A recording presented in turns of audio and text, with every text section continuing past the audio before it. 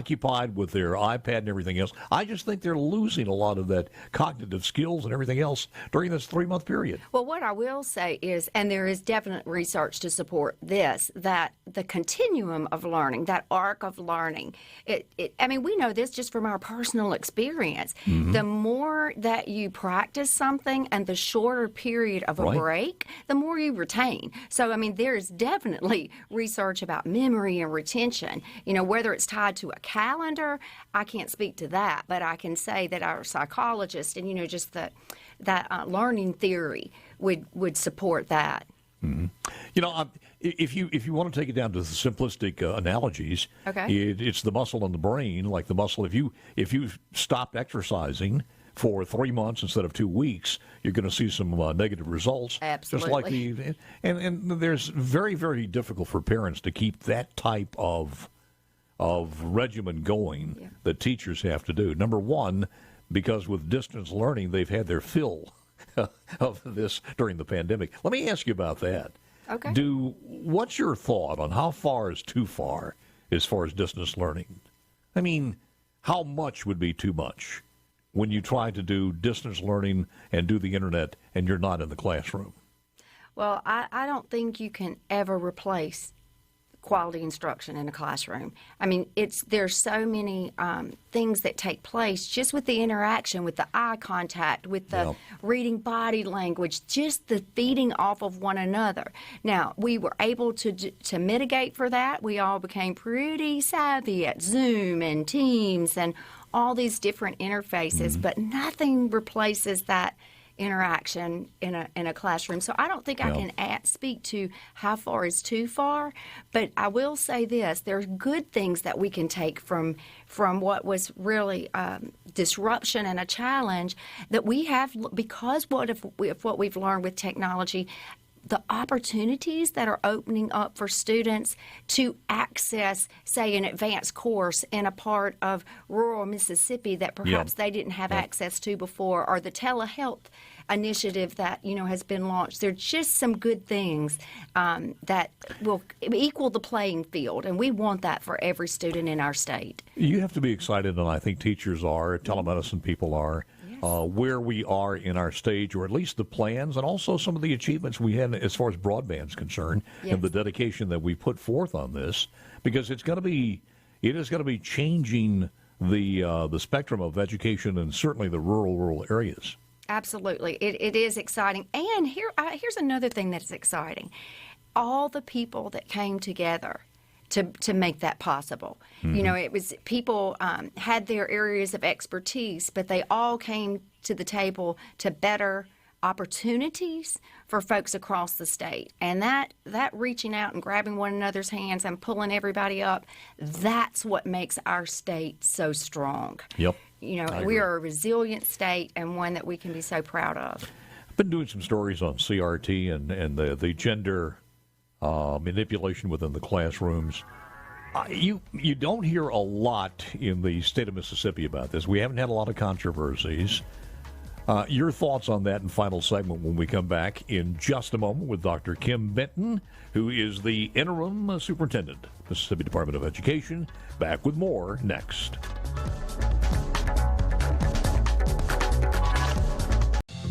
Segment here with Dr. Kim Benton, Interim Superintendent. You know, as a marketing kind of guy, we should stop calling this the year-round school. That is bad. Don't even use that term. Modified, fine.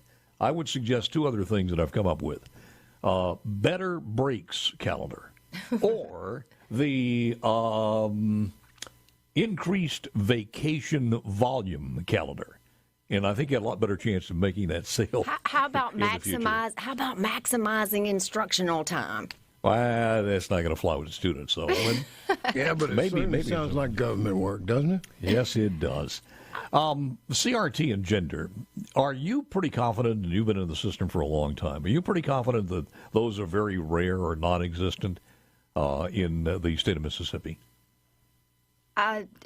As far as CRT, that is definitely something that, you know, that's not part of our instructional our standards.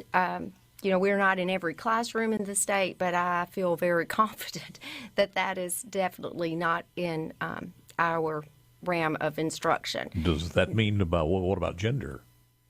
What I'm not sure what your question is about gender. I'm basically talking about the many schools that we've seen and talked about and heard that are trying to put gender modification where someone is teaching as in the kindergarten in grades 1 and 2 that you may not be a boy, you might be a girl. I do not believe that is taking place in our classrooms. I do not. We would hope it is not, because we've seen so many different stories about this across the country. Yes. Well, final thoughts here from that we have you on here, and yes, it's been delightful. You do a great job, and I'm kind of hoping that you would change your mind and put your name into the permanent. Well, thank you, Paul, and I'm glad I get to see you now. You do see it. It's on. I do see you now. Well, somebody asked me on. They said, "Can you do this or that on from here?" And I said, "No." In the old days, I could contact some people, but we have so many different platforms and so many things on volume and satellite platforms. It's pretty impressive. Well, I appreciate it very much. Yeah, but I just want to thank you for the opportunity to come and speak with you today. Sure. It's the start of a new year, and we can be so excited about some of our schools have already started as they've had that modified calendar, as you mentioned. And it's exciting. And those buses will be rolling around this metro area next week, and students will be back in school. Parents will be excited, and teachers are excited. I think this is going to be a great year. Any changes that you know of for this year? Is everything pretty much like it was? Well, there's always change. One thing that we're excited about because of the influx of ESSER dollars, there's that federal term. We have been able to put in a lot of supports for districts and schools to help continue that response to the disruption that we had in learning. I mean, that was significant. That was real. Yep. But again, I want to go back to the resiliency of our teachers, our students, administrators, all working together. And we are seeing some good results of our students actually rebounding faster than we had even imagined. We saw that with our third grade. Good. It is great because we know our folks in this state are amazing, and we are proving it yet again. I've pushed on this and pushing on this for so long. School boards are important. I think what we have in some parts of the country where schools have been totally out of control and taken over by the administration, where there's little parent say-so, is because they have abdicated responsibility to stay involved. School board seats in 81 school districts, all but one.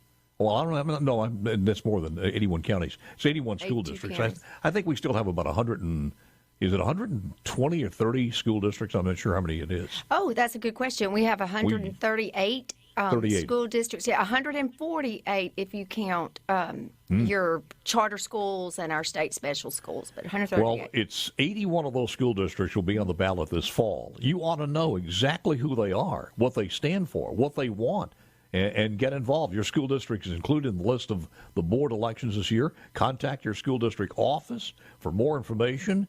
Get to know who these people are. Ask them those questions as far as gender modification. Ask them the questions about CRT, and you're going to vote on them. If you don't, somebody else is. So school board elections are tremendously important, and 81 of those are going to be on the ballot this fall. I agree with you.